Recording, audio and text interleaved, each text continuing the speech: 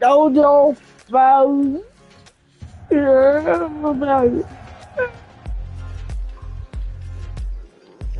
Mama's probably muted, to be honest. No, it's not. Okay. Continue on the lava line.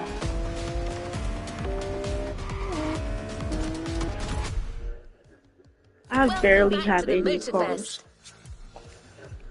Especially money.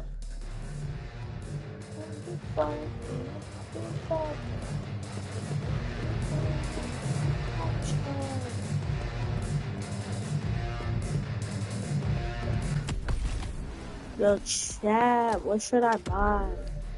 You have no money.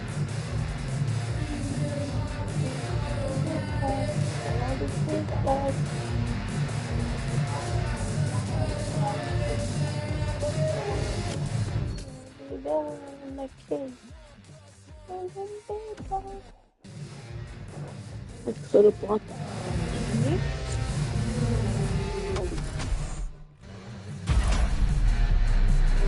Let's complete this playlist.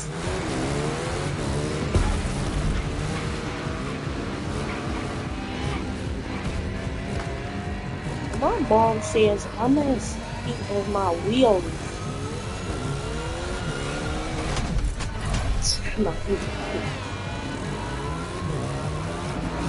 Whoa.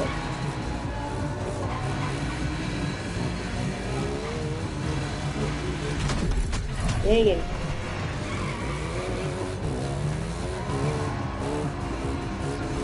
I wanna jump this and land it in a river. No, I can't.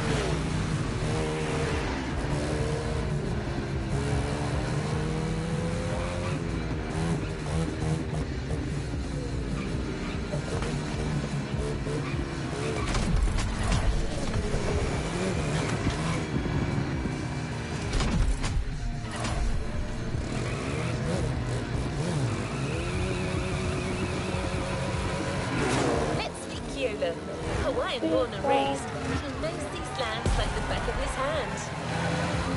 He loves sharing the culture, history, and beauty Whoa, of what my Hawaii. character doing, bro? First journey to the east, between seafronts, mind-blowing mountains, and wild waterfalls. Whoa!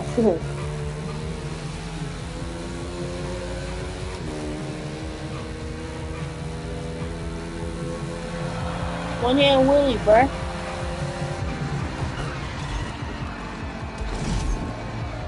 No, wrong.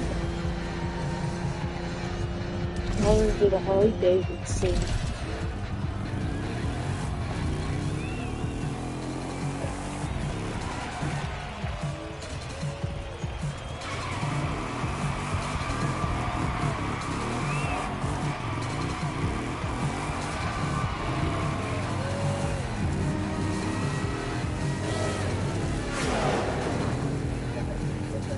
I don't think you can crash the track.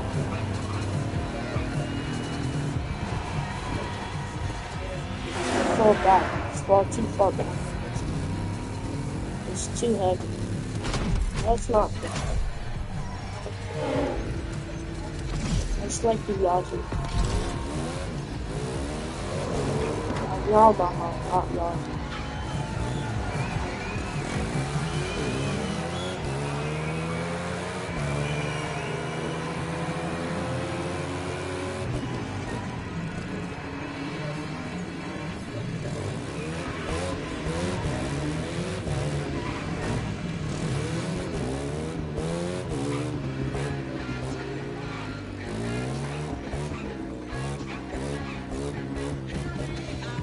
I have a quad, actually.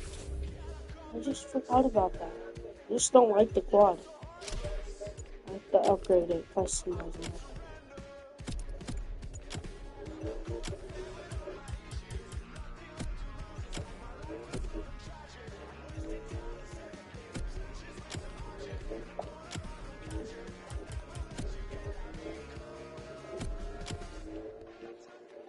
Bro, what?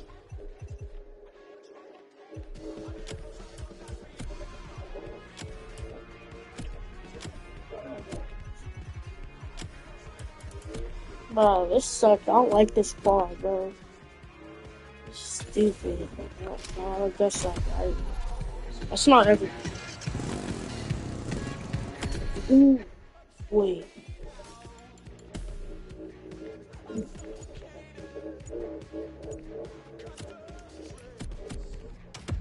There we go.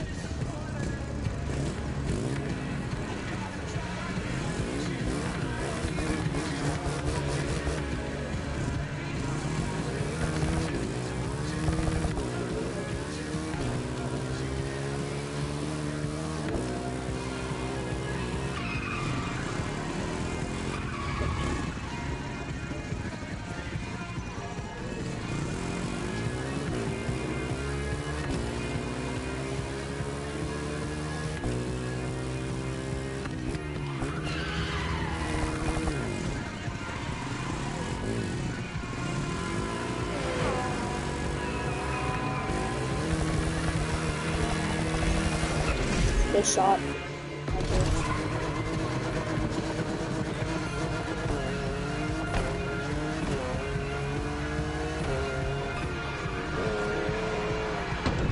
Yeah, I'm doing automatic. I don't like non-automatic. It's okay. I don't like it. So stupid. It's not on. I'm gonna change my car.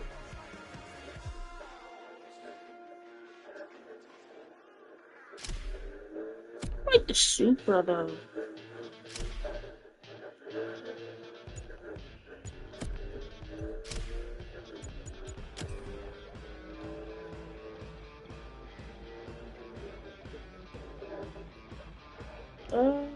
Oh, let's go. Grips. Yeah, that's what it is.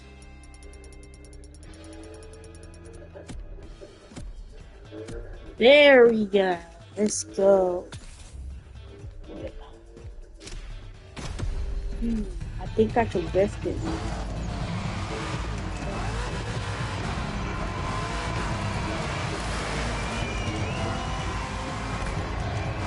I don't think so, no.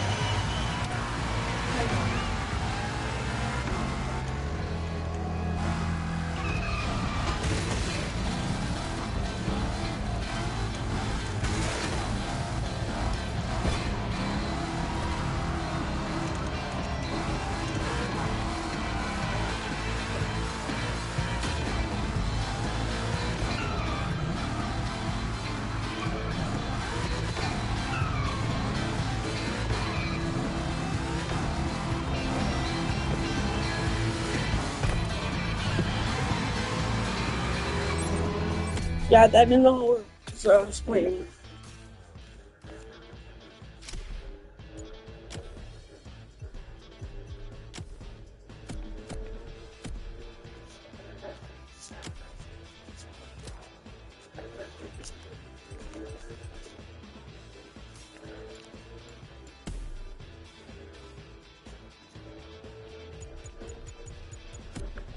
Ah, I don't know where I was at.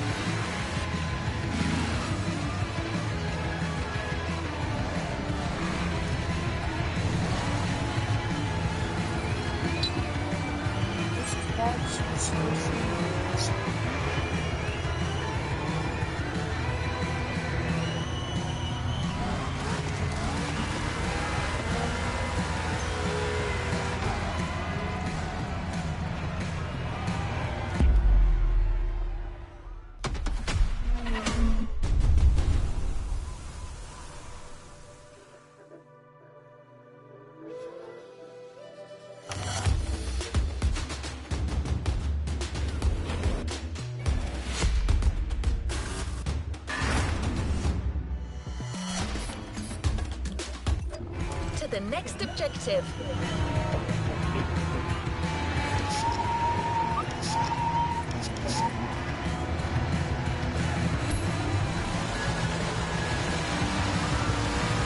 Let's meet Keola. Hawaiian born and raised, he knows these lands like the back of his hand. He loves sharing the culture, history and beauty of Hawaii. First journey to the east, between seafronts, mind-blowing mountains and wild waterfalls.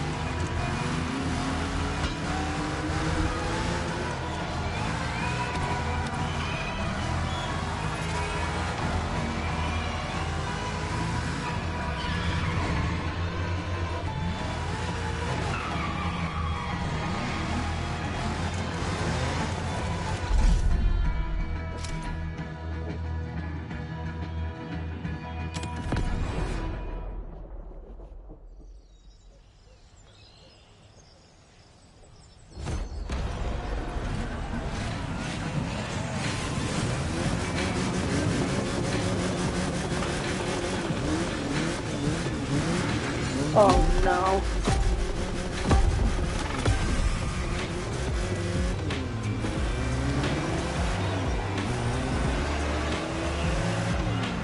Aloha e nā hoa. My name is Keola Oh, Nakahiki no, Raposo. this. You think you can remember that? Ah, easy, Oh, man. No this worries. person. You can just call me Keola. I was told that you needed someone to show you around. I'm more than happy to share a story or two along the way. Bro, me? Oh, wait a minute.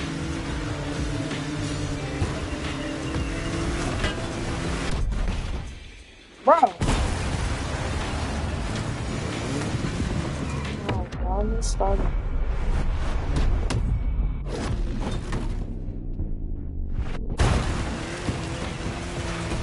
You might want to take some pictures of these places, yeah? No worries. I asked Motorfest to take some pics for you. Just cruise and enjoy the ride.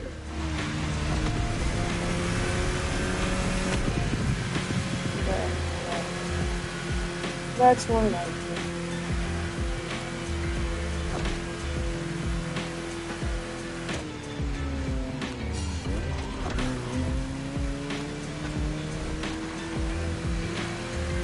Bruh, the design on this van, that's the Kind style.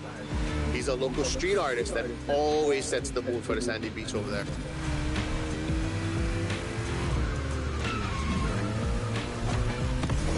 Saved aboard. We'll catch some waves later on the North Shore. Get the biggest waves. For now, enjoy the landscape. Take a look at that island over there. That's Molokai.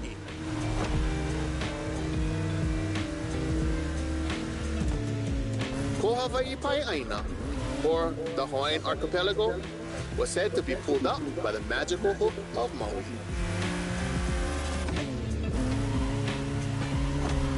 That's what my kupuna told me. You can believe it or not.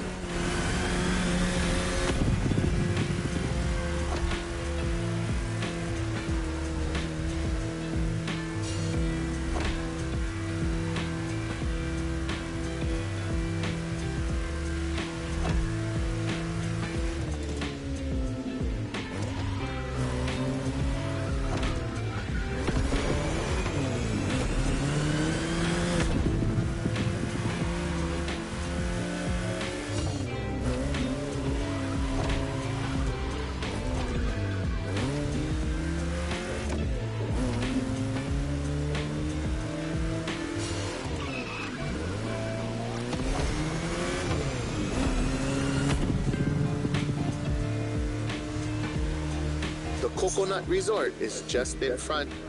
An epic hotel, unfortunately destroyed by a hurricane. The palm trees that line the road is pretty cool. Preps you for the first pit.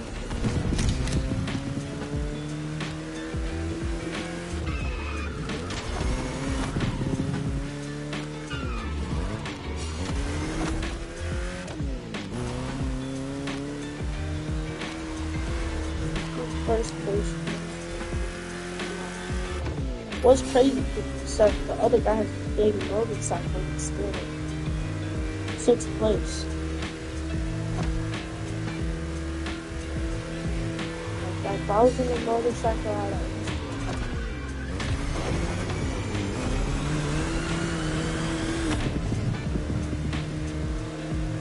that's a lot.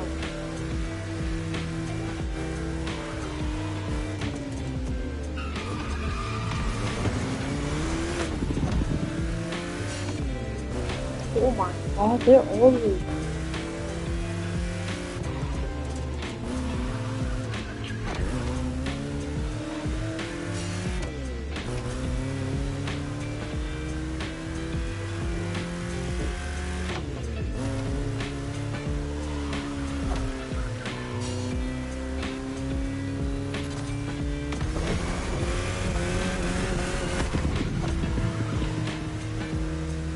On PS5, this is so.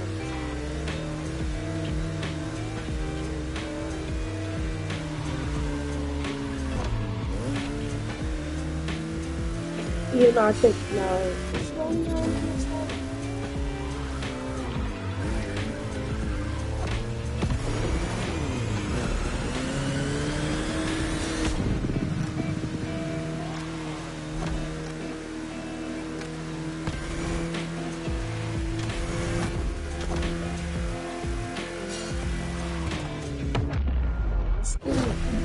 Yeah.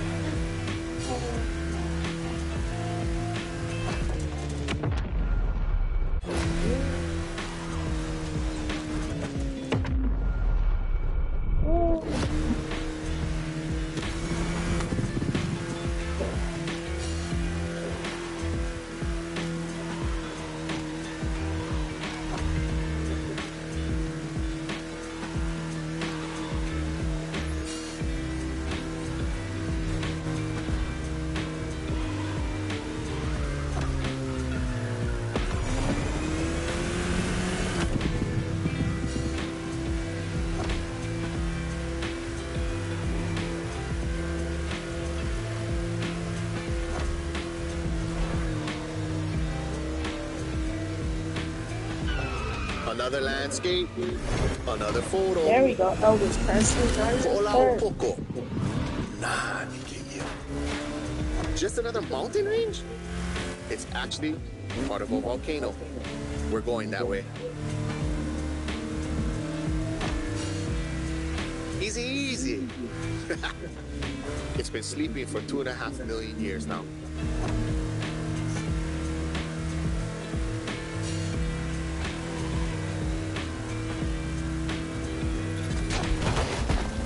This is the beast side, Kaneohe, land of resources in ancient times. Pretty developed now. Check it out though. Not a bad place to live, huh?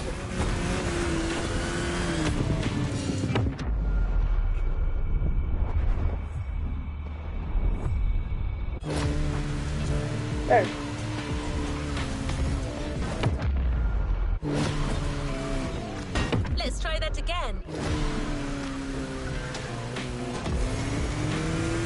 Oh, this does go. Oh.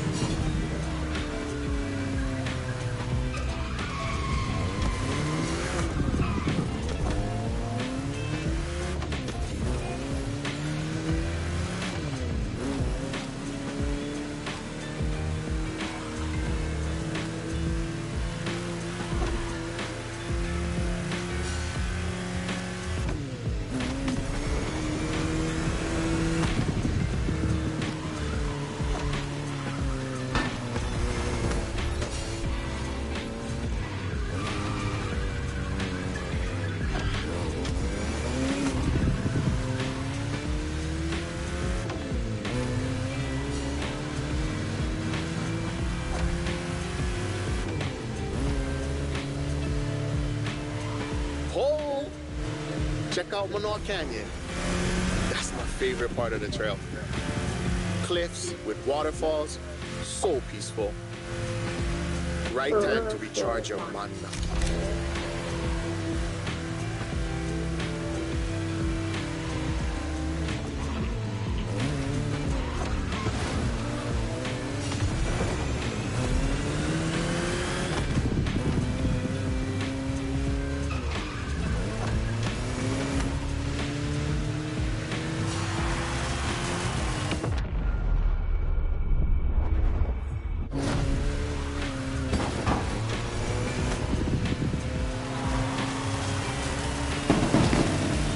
I got An that, ice I got cream that, I shop got up the that. road. Take a break. Oh, Relax.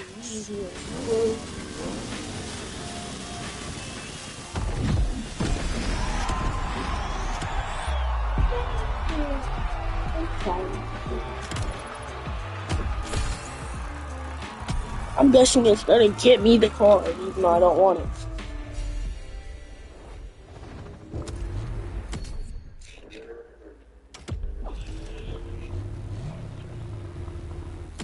So actually, if we go here to vehicles, I might have it. No, okay. Yeah, I'm just really care if I had it.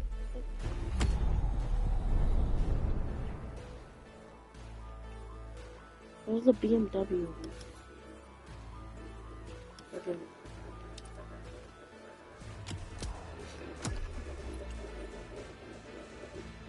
Nope. I am not spending money on that. I think it's a little too much.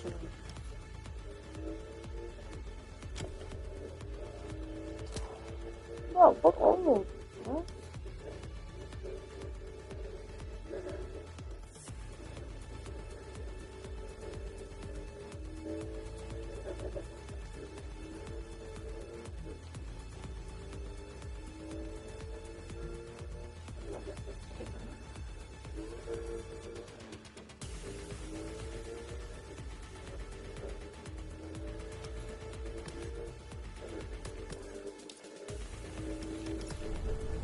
There we go. Fashionable sweet card.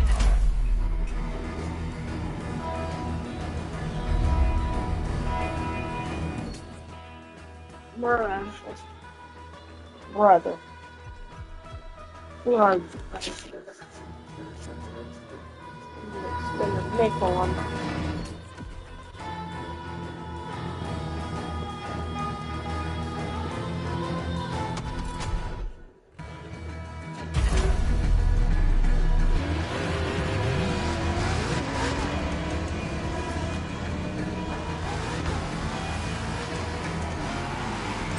I might actually get my first game.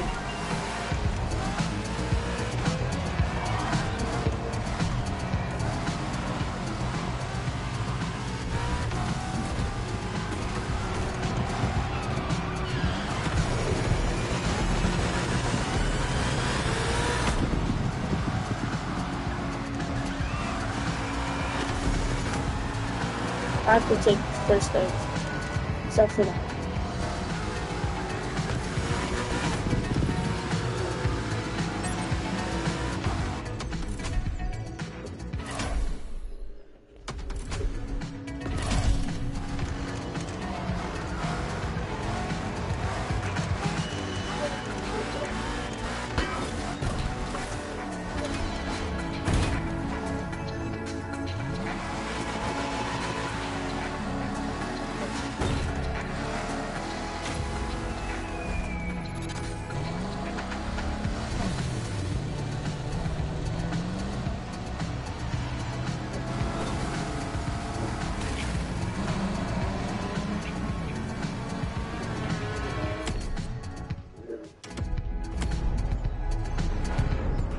Bro,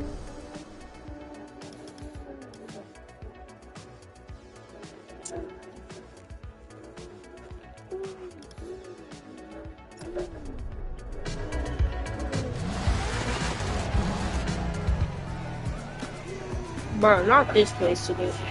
Here we go. Show me a thing in my something alright. Where was I? Wait. I think I do have.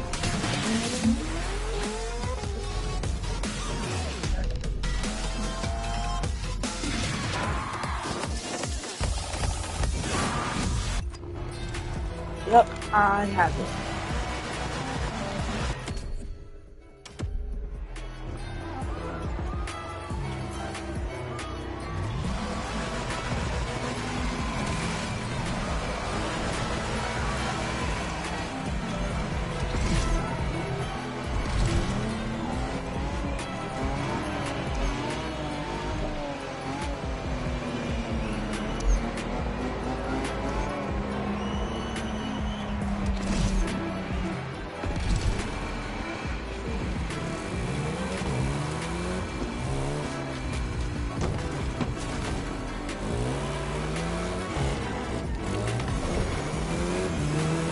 Yeah, I knew it was right here.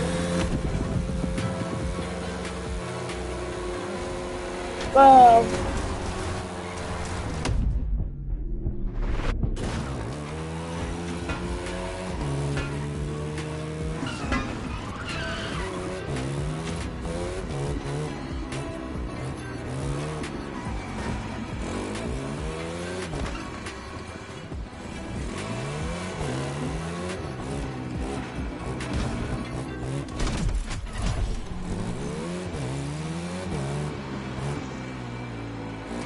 what's up, bruh?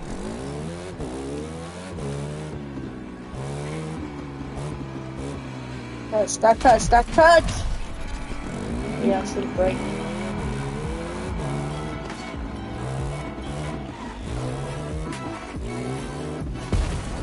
Oh, let's go.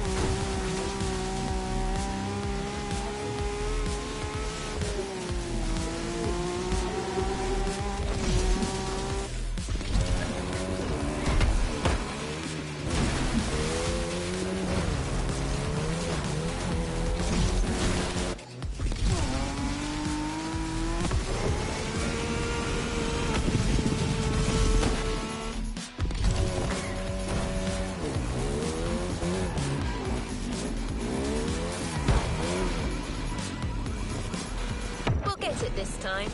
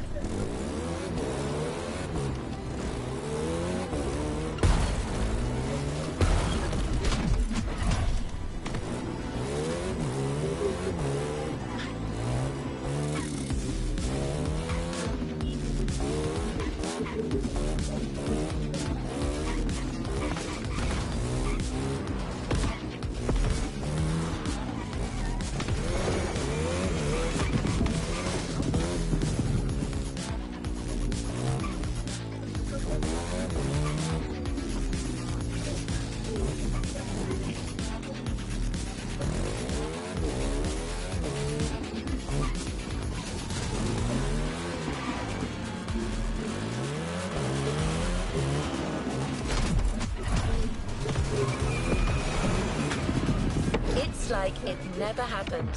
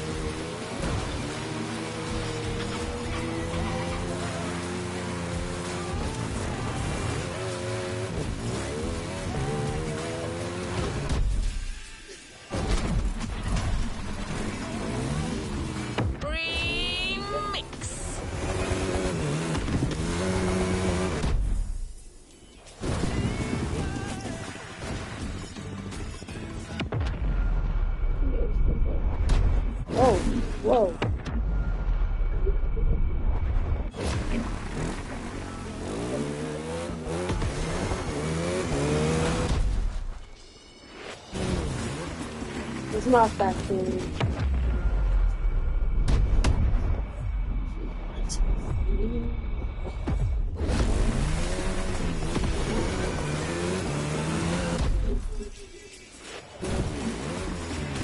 Oh my Let's call god. this a do-over.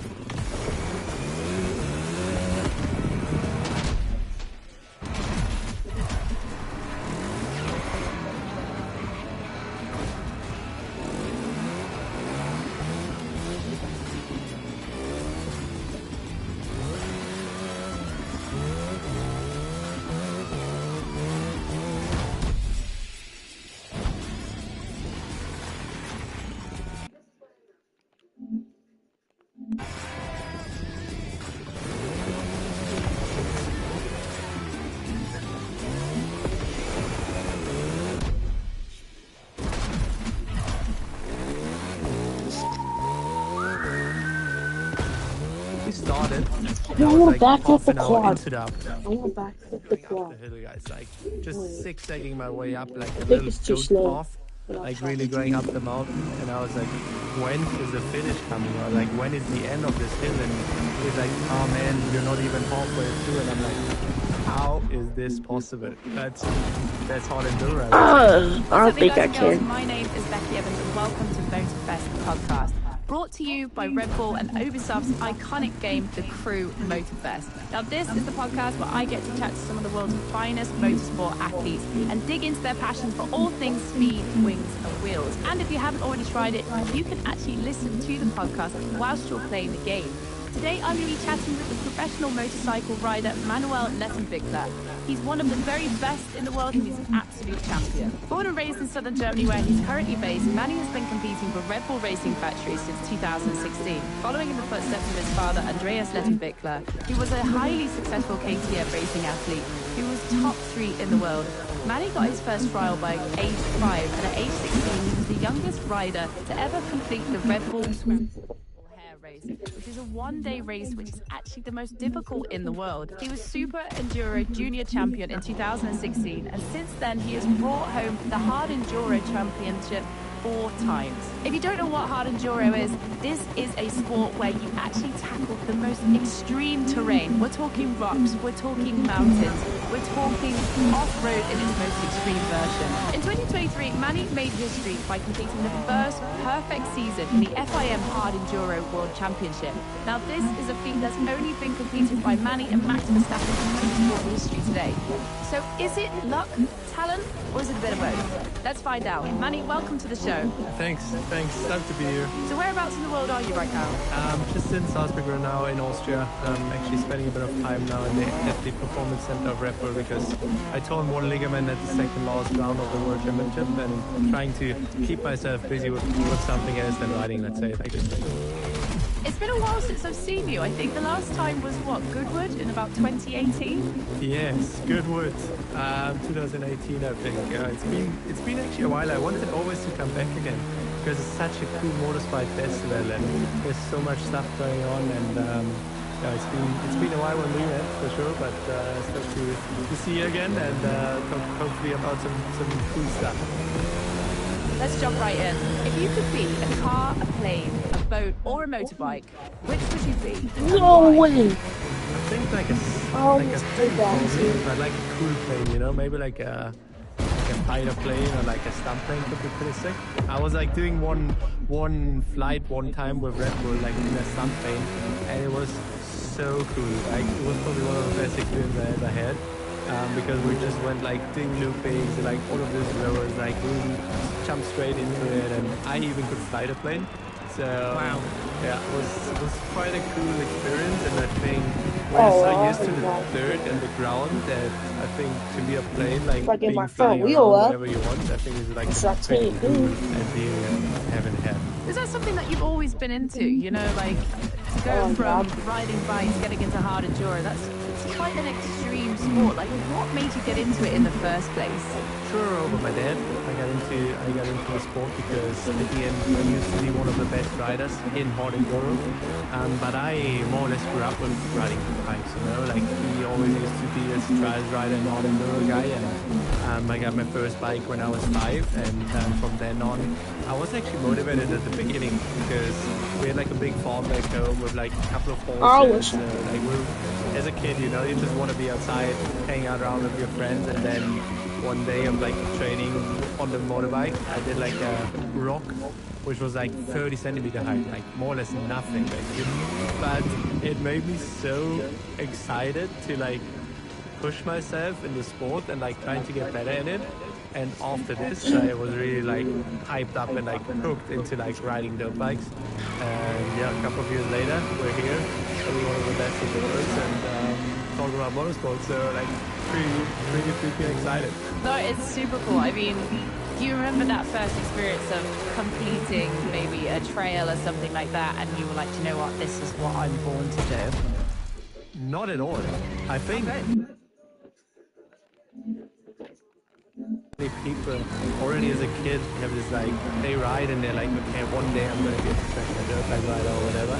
But me, literally until I was 16, I thought I'm maybe going to do completely something else. Maybe I'm going to be working on construction or like a carpenter or like whatever. And then I really more or less found the passion and to say, yeah, I want to do this. When I finished Red Bull Earth Brigadier back in like 2014, because I was one of the youngest finishers at this point, and for me was really like, yeah, I could do something out of it. I could maybe be one of the best guys in the world. And then Red Bull came up to me and said, yeah, we're gonna try to support you for a year. And first you went pretty good. You became a Super Junior World Champion, and from then on, I was really like, yeah, this could be a pretty cool living on like a pretty cool lifestyle, you know, like and you can just enjoy riding a dirt bike in the coolest, gnarliest terrain on earth. I mean, I think that really explains your personality when I first met you. It's not a case of like, I knew what I was going to do, I was going to go and do this. You're like, yeah, give it a go, I was pretty good at it. And now we're just still cracking on. And we're doing some championships, we're doing some perfect seasons. And for the listeners out there, the Erzberg rodeo that he's talking about, let me tell you, as a hobbyist enduro rider, that is the hardest enduro in the world. When I watch the videos of it, I'm like, that looks like pain. You must get like halfway through it and be like, why am I doing this? I think most of the people, they don't even get halfway through. I think like hard enduro, for all of you guys who are listening to it, it's just like short explained, like it's riding your dirt bike through the gnarliest terrain what you can find. So like you have to imagine like rocks which are like 2 meters high, like uphills which are like more sometimes than like 80 degrees steep, downhills where you like have to more or less push your bike down because it's like too steep to like ride it down. Like, the good thing is gravity always brings you down, so it's like pretty nice, but like in the uphills it's like pretty difficult. But yeah, like Red Bull Earth Brigadier is one of the hardest races in the world, and there's like 2,000 starters. At the end, it's like 500 who is going into the finals, and I think like average like 15 people make it. 15 people make it into it after 4 hours. Everybody is like who is into motorsport should come to Red Bull Earth Brigadier for one day, just even just to see this festival vibe, because it's pretty cool. So let's talk about the sport as a whole. Let's break it down. So for somebody that had never come across hard enduro before, tell me what the sport is in your words. I think hard enduro is really riding a dirt bike through the gnarliest terrain. Like what we can find. Like, it can be rocks, it can be like a dirt, it can be even like from dirt to asphalt, it can be like uphills, downhills. You have to flick through the mountains. I would like really say like a really cool race or like a really good day of riding hard enduro would be go out and go behind your house, ride into the trees and see where you end up, you know? Like I think this is more or less really being out there and like searching for the hardest path what you can find. And, super demanding sport, and it's quite nice in our sport because we have quite a lot of different race formats, so it's never the same Let's try that again. at every race, which makes it a bit difficult maybe for the viewers and for the outside to understand sometimes. But for us as riders, it's maybe not too bad because we can have a race which can be 2 hours long, but can have also a race which can be 5 days long, where we wake up every day at like 4 in the morning and we go out there, ride 8 hours on the day, you know. I think that's quite hectic and has a bit of this rally race format what we have out there. For example, like Daniel Sanders and Luciani already maybe talking about this, and it's quite interesting, but it's a pretty cool sport. And if all of the viewers out there who have never watched it, definitely check it out on Red Bull TV, because it's a pretty cool vibe and a pretty cool paddock and like some good characters. And does the extremity of the terrain denote how long it is? So if something is really, really hard, would that be only a 2-hour race? Or if it was like maybe a little bit less extreme, it would be longer, like you said, an 8-hour day? Or is it all just really hard? Maybe all just really hard. I think it's different hard, you know, like you can have a race which can be 8 hours long and is maybe hard, but because the track isn't too hard, but it's just long. And then you can have like a 2 hours race, which can be so difficult to ride, and you really have to push your bike. You have to like really fight like for every little centimeters that you like move forward. And it can be also like super difficult and super hard on your body, but I think that what's sometimes hard enduro is also about, you know, like it's already in the discipline's name. Like it's not only enduro, it's like hard enduro, and that's why I think every kind of riding situation can makes it hard, and it's not easy to compete and to ride it. So let's talk about how it's judged. Is it a case of first man who makes it over the line wins, or how is it judged? Most of the time like this way. So we have like starts, like we take Red Bull Earth for review. It's like 500 people on the start line, and the flag drops and they're all out, and first guy who's in the finish wins the day, or like wins the race. But then we have this rally format where we are more basically having like the fastest time every day, so you could start 10th, finishing 5th, but still be the fastest guy on the day, and you can win the day. So it's a bit of different formats out there, but more or less the fastest guy or the first guy in the finish, like in every race, is the fastest rider of the day, and the fastest rider of the day for sure wins the race as well. So it's more or less in every other sport, you know, you can be the fastest guy or like the fastest racer, and you win your competition, and it's quite nice to have those formats. Yeah, it's so different to drifting. I mean, that's a completely judged sport where it's speed, style, line and angle, and it's just so different. It's down to a judge saying whether they liked how you did something, whereas this is purely a case of if you can make it to the end, yeah, then you deserve your trophy. Then you deserve your trophy. And like sometimes I'm getting a bit like, I'm watching some good thing going something and I'm like, oh, that looks sick, you know, like that looks really sick. And then you see like the competitions and you're like, I have no idea how they end up with this result, but probably he wins because you like made the sickest style and probably the best speed. But it's quite interesting to see it from the outside, you know. I think for me as like a core racer, we have like this kind of different race form, or like race formats more or less.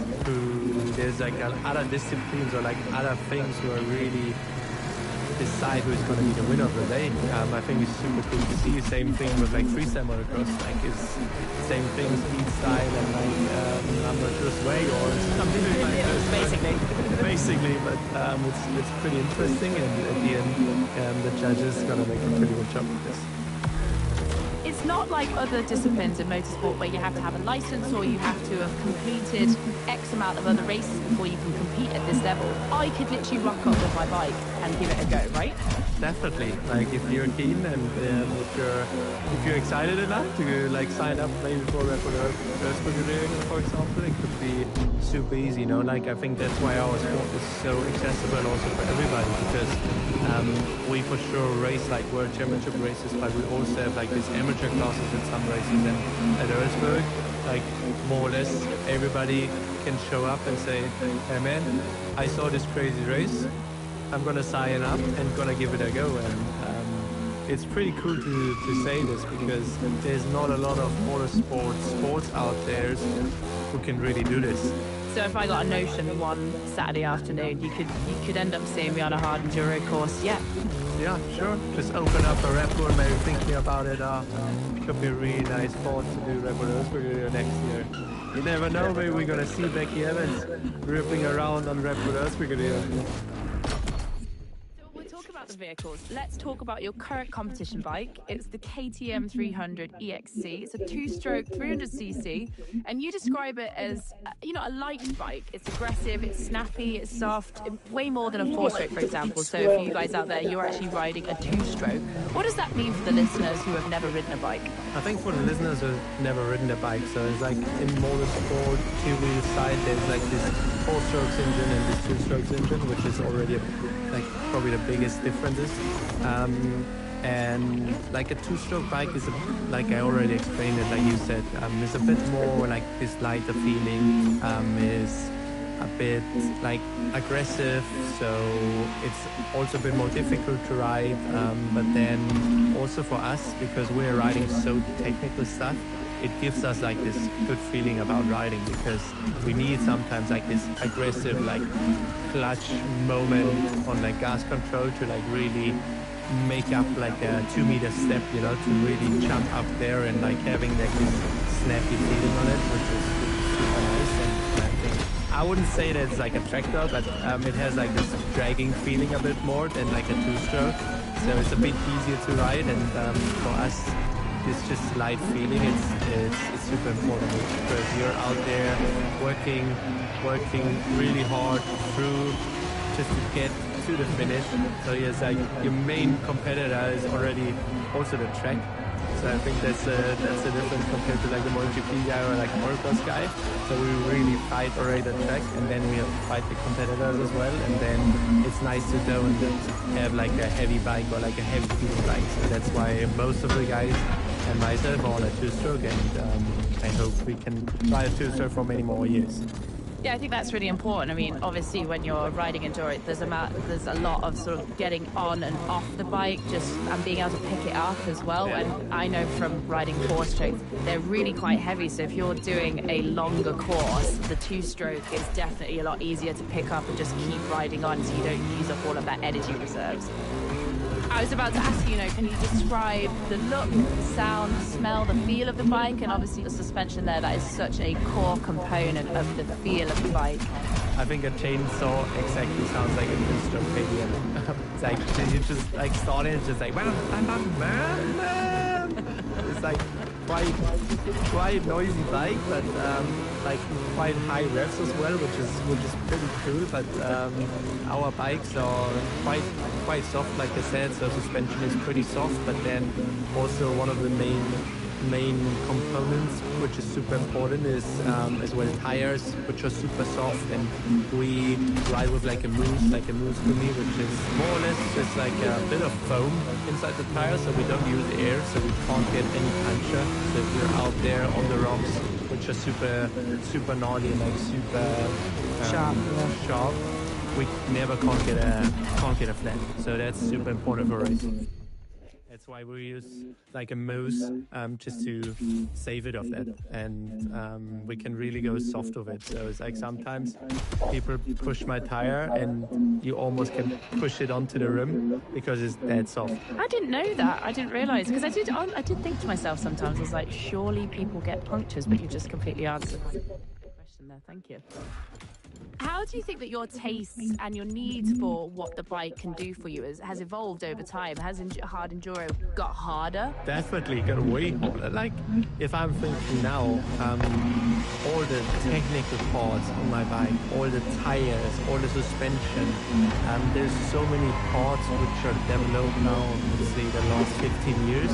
When I remember when I came to the races in like 2006, for example, I was I was 8 at this point, and I just came to the race and watched my dad, and they went more or less on a motocross tire. So for the listeners out there, like a motocross tire is like a super hard, compact tire, and it doesn't really like stick to the ground that much. It's digging a lot, so it's like good for gravel and like dirt. But if you go over rocks and like obstacles, it just doesn't like move at all. So I think this now, if you see from like 2006 or like before 2010 to like right now, it's such a big difference. And I think that's why also the sport got way hard, and every organizer right now wants to have like the hardest race as well. And I think sometimes we as riders have to more or less stop the organizers to don't make it too difficult, because we are right now in this position and at the moment where some things are just getting out of control, and then we almost can't make it up the hill because it's too difficult. I think like this year in like a bunch of races we had this feeling, and it was just gnarly and nuts. Like I crashed with myself one time like in an uphill, and we started and I was like half an hour into the uphill, like just going up the hill, guys, like just zigzagging my way up like a little goat path, like really going up the mountain. And I was like, when is the finish coming, or like when is the end of this hill? And he's like, oh man, you're not even halfway through. And I'm like, how is this possible?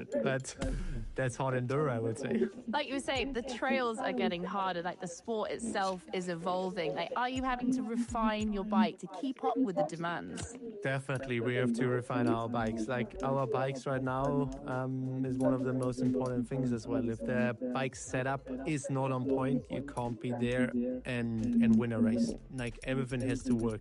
For sure, I think a lot of people out there who are thinking motorsport is like, okay, you like sit in something and or like you go on a bike and the bike is doing more or less a job. But guys, I can tell you for sure still the body is doing most of it. Hey,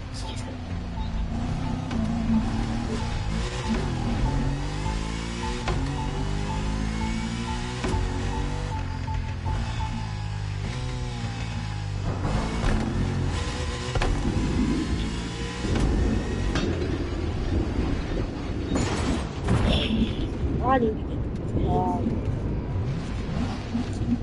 get it.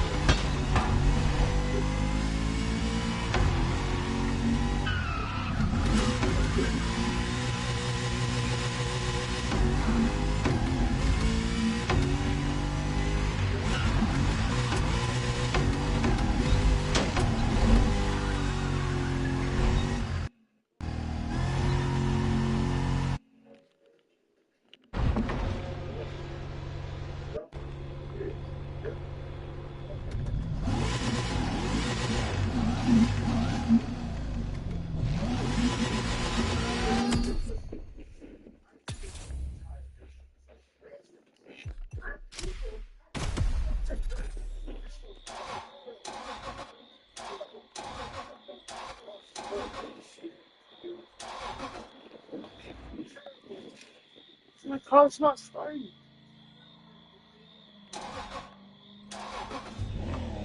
Oh, there we go.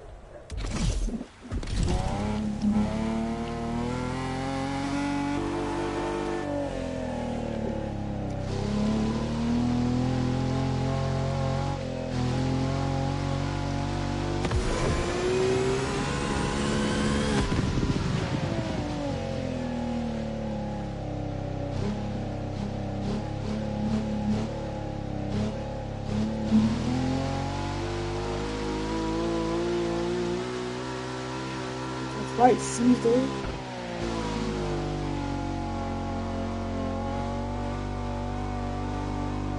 That's right, Caesar. Just one.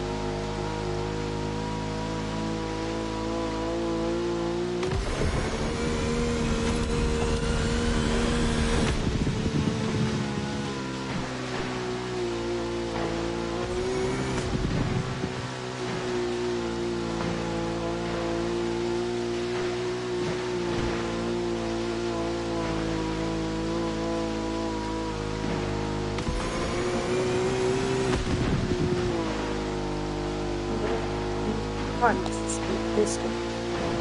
Go first.